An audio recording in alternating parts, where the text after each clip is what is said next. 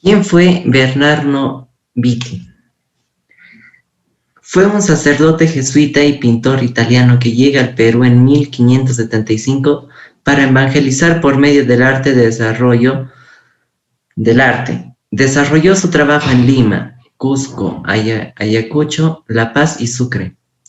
Él aportó que hizo la Escuela Cusqueña de Pintura. Otra cosa que hizo Bernardo fue que en 1583 este jesuita se introduce en el Cusco, una de las corrientes más reconocidas del arte europeo. También se hace referencia a una nueva instancia de Vitti en Arequipa hacia 1603, retornando en Lima en 1604, ciudad donde muere. Algunas de sus pinturas de Bernardo fue la muerte de la Virgen y la resurrección de Cristo. La Escuela Cusqueña de Pintura es una célebre escuela de pintura surgida en la ciudad virreinal del Cusco. Fue quizás la más importante de la América colonial española. Esta escuela se caracterizó por su originalidad y por su gran valor y el artístico resultado de la confluencia de las corrientes poderosas. Además de eso, es considerada como el primer centro artístico en el Nuevo Mundo, o sea, en la época nueva. Además de eso, sus pinturas eran didácticas, ya que tenían formas o imágenes que se podían crear, historias, cuentos. Además de eso, la escuela cusqueña es sin duda una de las más representativas y valorizadas de América Latina. Entre sus principales pinturas tenemos a la Dormición de la Virgen y el Virgen del Carmen salvado a las almas del purgatorio.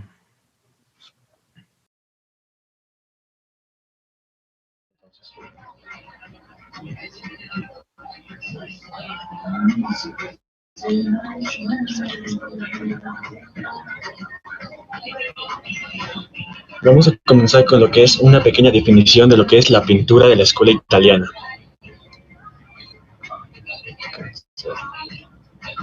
En Italia era habitual que los artistas pasaran de una ciudad a otra, por lo que compartían la influencia.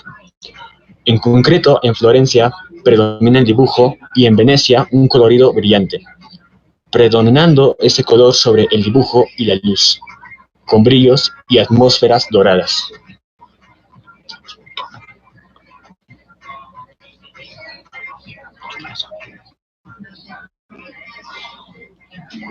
Vamos a comenzar con Mateo Pérez de Alessio.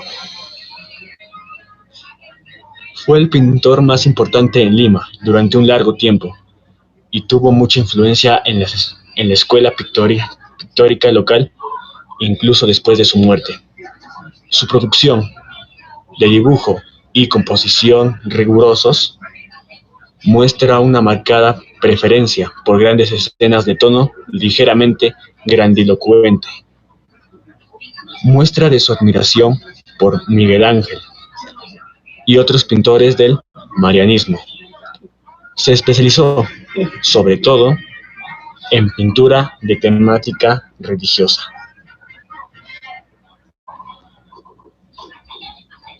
Podemos aquí apreciar dos del arte de Mateo Pérez de Alessio.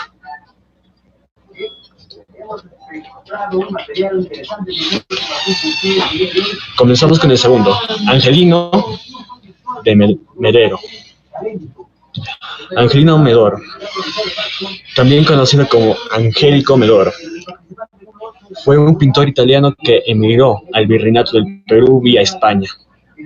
Su actividad tuvo una importante influencia en el arte de este territorio y, en particular, en la escuela cusqueña.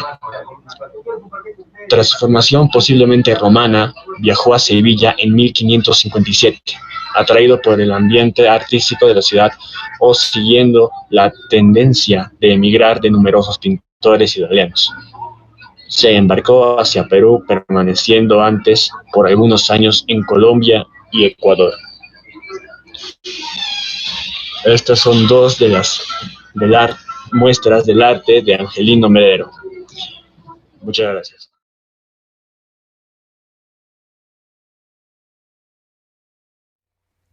El Regio Patronato. ¿Qué es el Regio Patronato? También era llamado derecho de patronato. Era un conjunto de privilegios y facultades especiales que los papas concedieron a los reyes de España y Portugal, a cambio de que ellos apoyaran la evangelización y el establecimiento de una iglesia católica en América.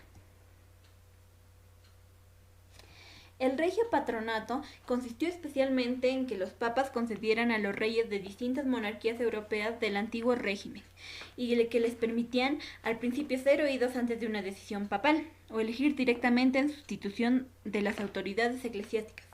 El Regio Vicariato indiano es la doctrina jurista del siglo XVII. Defendieron como la propia del derecho. Correspondía a los monarcas en las Indias.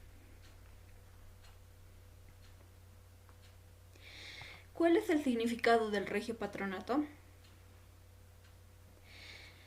Patronato es un término que procede del latín patronatus y que refiere a las propiedades o los derechos que poseen los patronos, con el que viene a definirse el conjunto de privilegios que la persona que ejerce como patrón tiene el desempeño de sus funciones y cargos. ¿Cómo benefició el Regio Patronato a la corona española?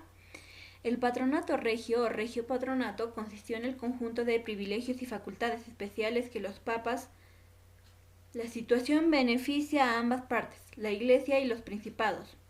La primera no puede ser atendida desde la lejana Roma. El patronato regio o indiano para la corona española fue confirmado por el Papa Julio II en 1508. A mí me tocó exponer el diezmo. Para empezar, ¿qué es el diezmo? El diezmo, que viene del latín decimus, que significa décimo, es el 10% del producto agrícola y la primicia, que es la primera cría del ganado o cosecha, que los fieles entregaban a la iglesia. ¿Para qué servía el diezmo? Sirve para el sustento de la iglesia, ya que la corona española también destinó impuestos para la iglesia. Categorías del diezmo. Existían dos categorías, el mayor y el menor. El mayor, que se aplicaba sobre los productos generales como los cereales, vinos, aceites, vacas, ovejas, etc. Y el menor, que comprendía los bienes más específicos como aves de corral, legumbres, hortalizas, miel, etc. Balance historiográfico. Al inicio nadie estuvo exento de esta obligación, ni siquiera los mismos indígenas, quienes después de un largo proceso legal tuvieron que cumplir también con este deber de buenos cristianos a partir de la segunda mitad del siglo XVI.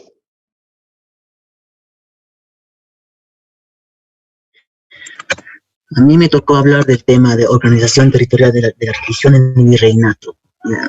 Mi nombre ya todos lo conocen, nuestro migrado, la sección y nuestro profesor ya lo conocen.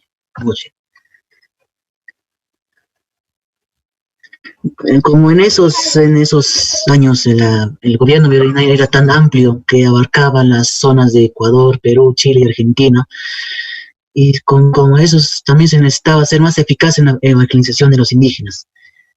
El territorio indígena también fue organizado e instauró a los arzobispados, obispados, parroquias, doctrinas y misiones. O sea, casi parecido al sistema que actualmente rige el sistema religioso.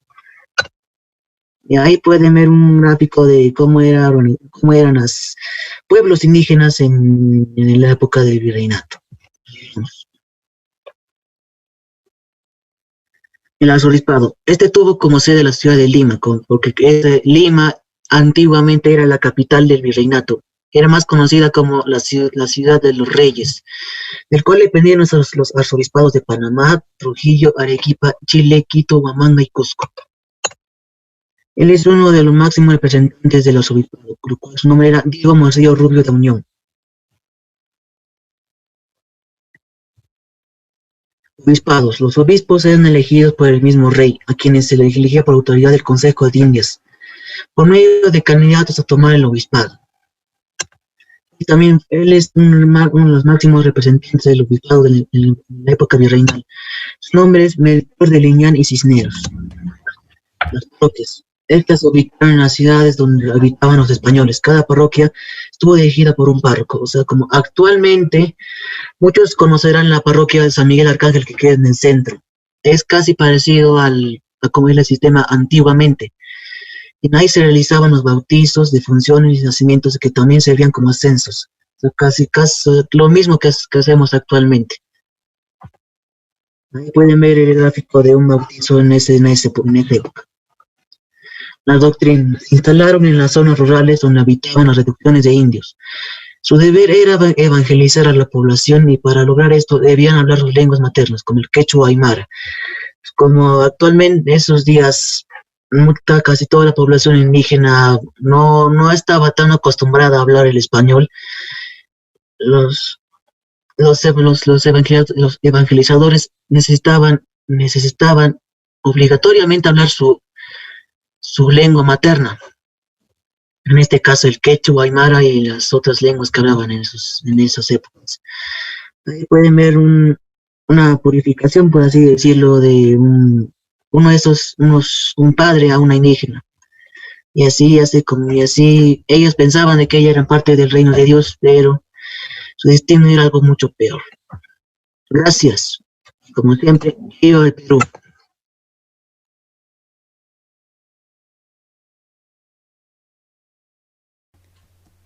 Los dominios. Los dominios del virreinato. Consumada la caída del Imperio Azteca a manos de Hernán Cortés y enfrentado a los españoles la inmensidad de sus nuevos dominios, en 1535 fue establecido el Virreinato de Nueva España. Su territorio abarcó una gran extensión cuyo centro natural sería el Valle de México. Sobre los cimientos de la monumental Tenochtitlán se erigió la Ciudad de México, sede de la corte virreinal durante todo el periodo colonial. El primer virrey fue don Antonio Mendoza, conde de Tendilla. Los límites del virreinato comprendieron por el sur toda América Central, Guatemala, El Salvador, Nicaragua, Honduras y Costa Rica, salvo la gobernación de Castilla, de oro estratégica ciudad de Panamá. Por este incluyó al Golfo de México y al Mar de Antillas. Sin embargo, el territorio isleño, compuesto por las pequeñas y grandes Antillas, Cuba, Santo Domingo y Puerto Rico, entre otras, no conformó parte de Nueva España, constituyendo las gobernaciones independientes. El dominio de los españoles se remontaba en el siglo XVI, cuando Francisco Pizarro había destronado al emperador Inca Atahualpa.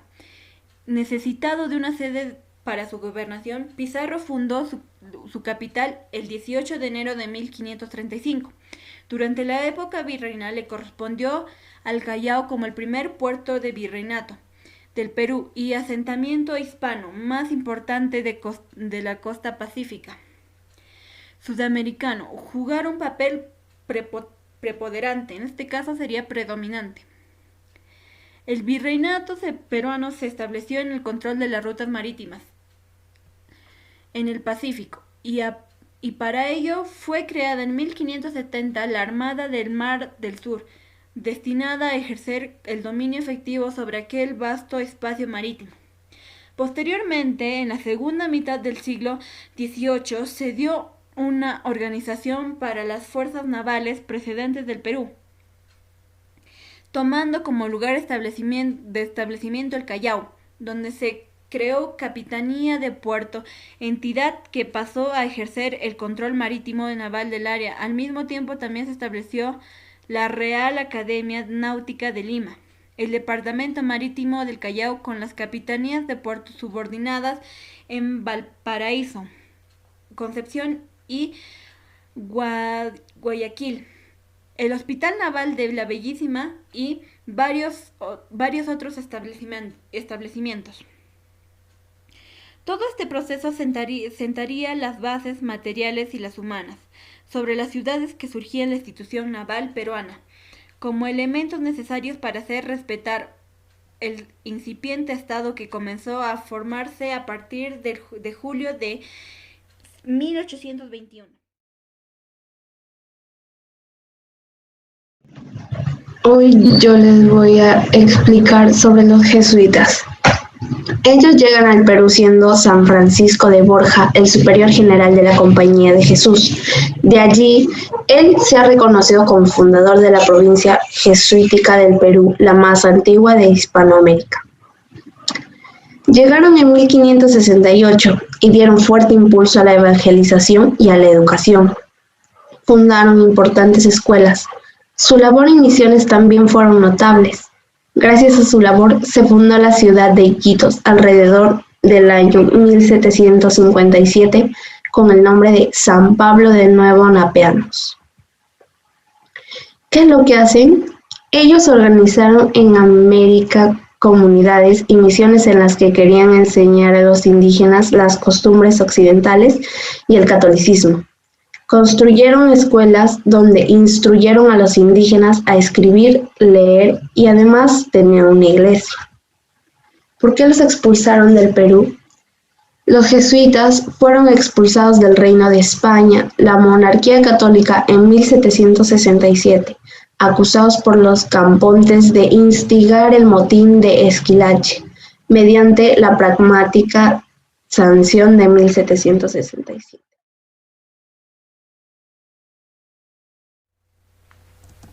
Los agustinos.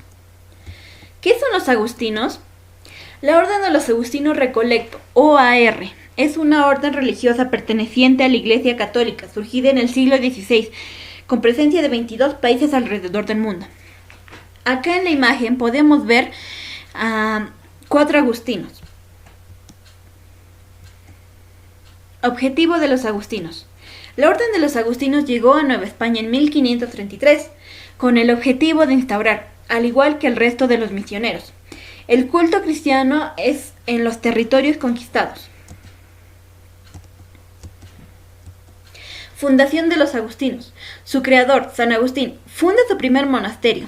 Los monasterios agustinianos se establecieron por el norte africano hasta la invasión de los vándalos, en que se hubieron de dispersarse. ¿Cuál es el origen de la orden religiosa de los agustinos? El origen de esta orden hay que buscarlo en el año 388, cuando su creador, San Agustín, funda su primer monasterio. Los monasterios agustinianos se establecieron por el norte africano hasta la invasión de los vándalos, en que se hubieran de dispersarse. ¿Qué enseñaban los agustinos? Otros 2 conventos agustinos abrieron sus puertas para jóvenes criollos.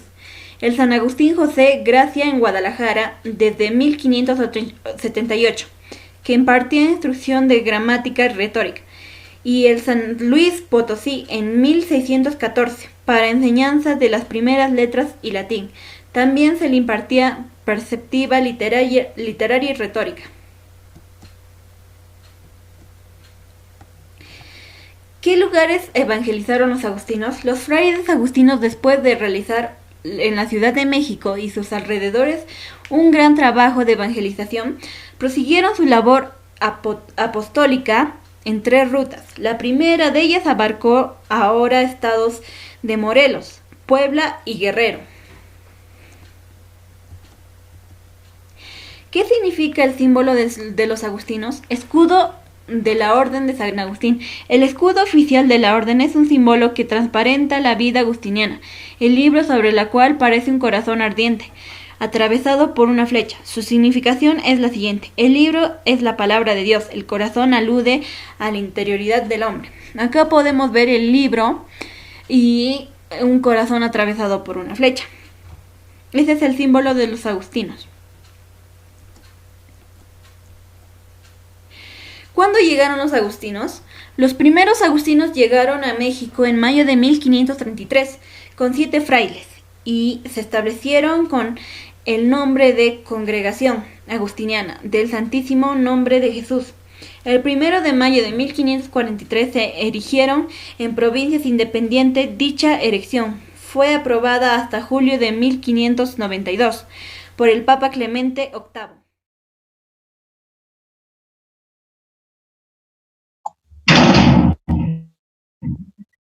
Los franciscanos.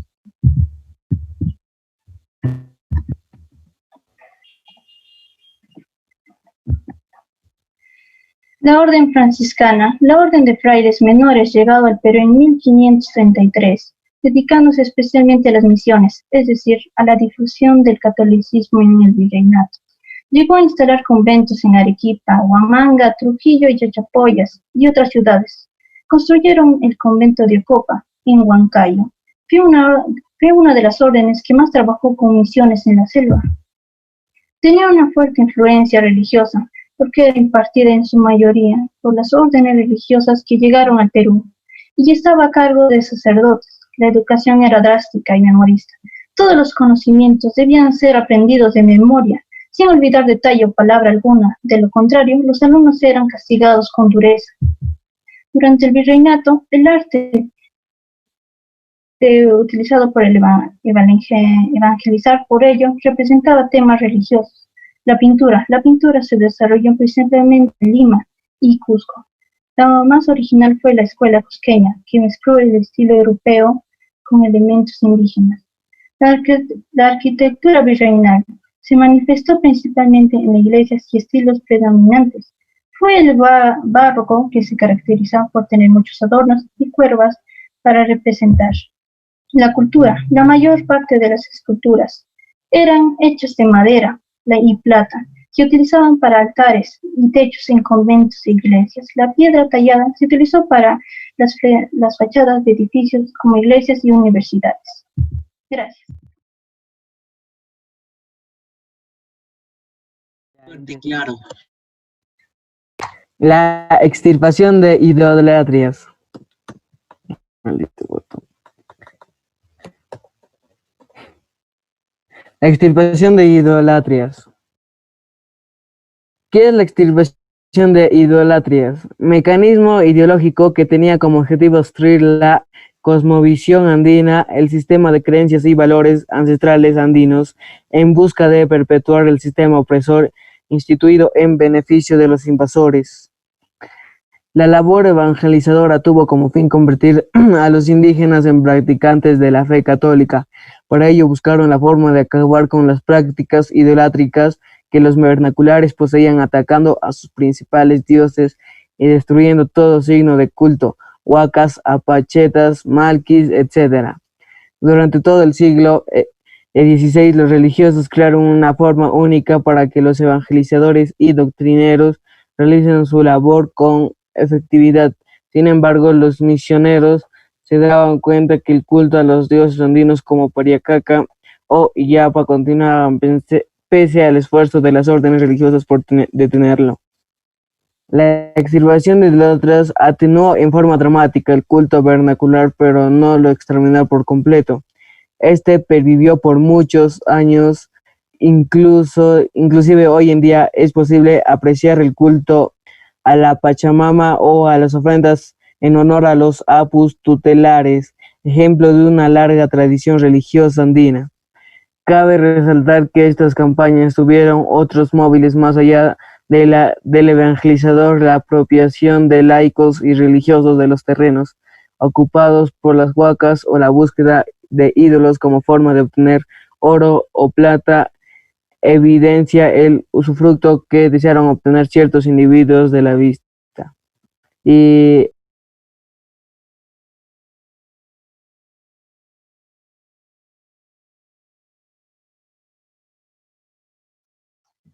a mí me tocó exponer el Tribunal de la Santa Inquisición.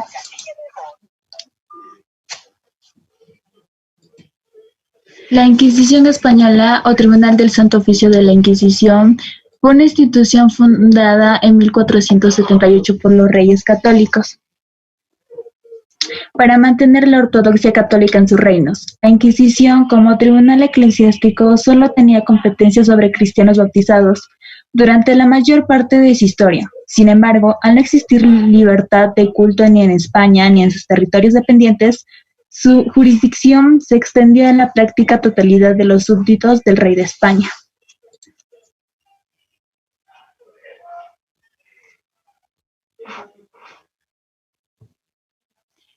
¿Qué fue el Tribunal de la Santa Inquisición?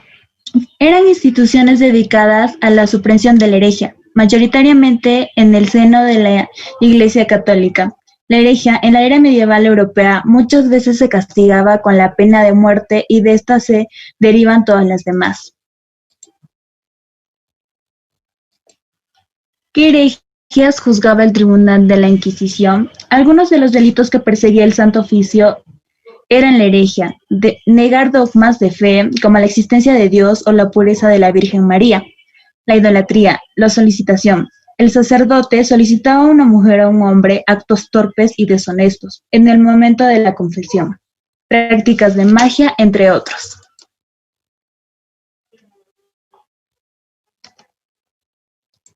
Función de la Santa Inquisición.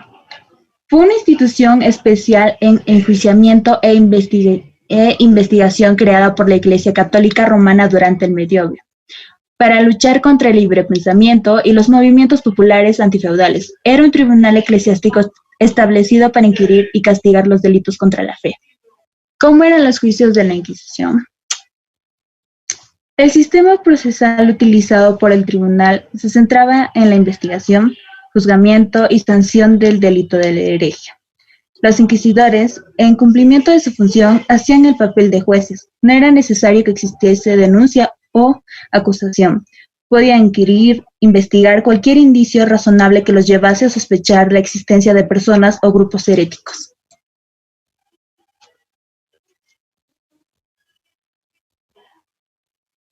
¿Cuánto tiempo duró la Inquisición? Todo este sistema inquisidor duró en España unos 6 siglos.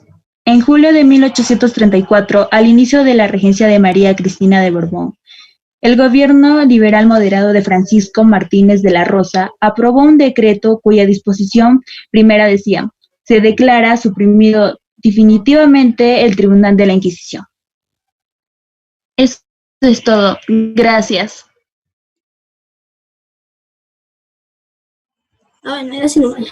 ¿Qué es sincretismo?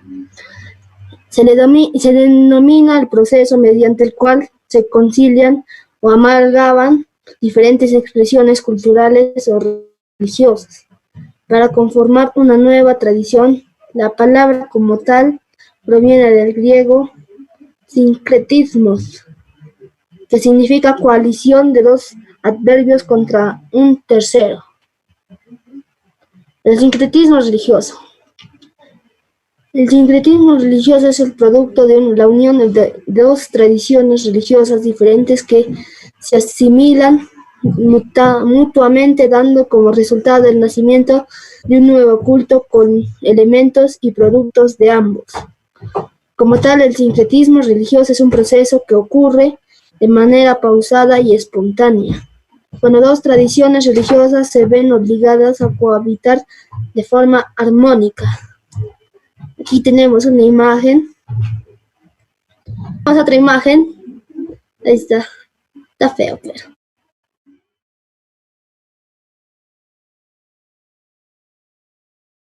Me tocó los santos durante la colonia.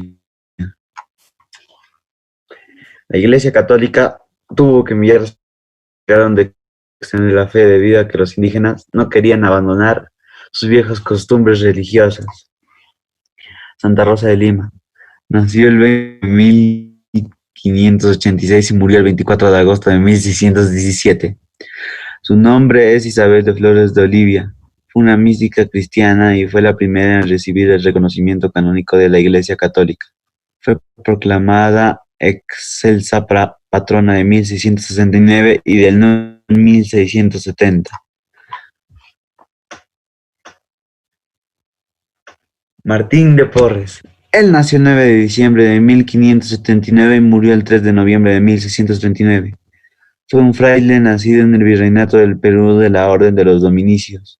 Fue el primer mulato de América. Es conocido también como el Santo de la Escoba por ser representado con una escoba en la mano como un símbolo de humildad.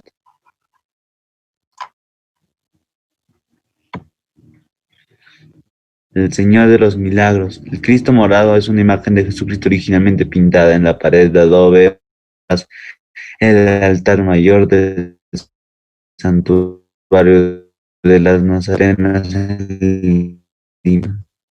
La festividad del Señor de los Milagros es la principal celebración en el Perú y una de las procesiones más grandes del mundo. Gracias.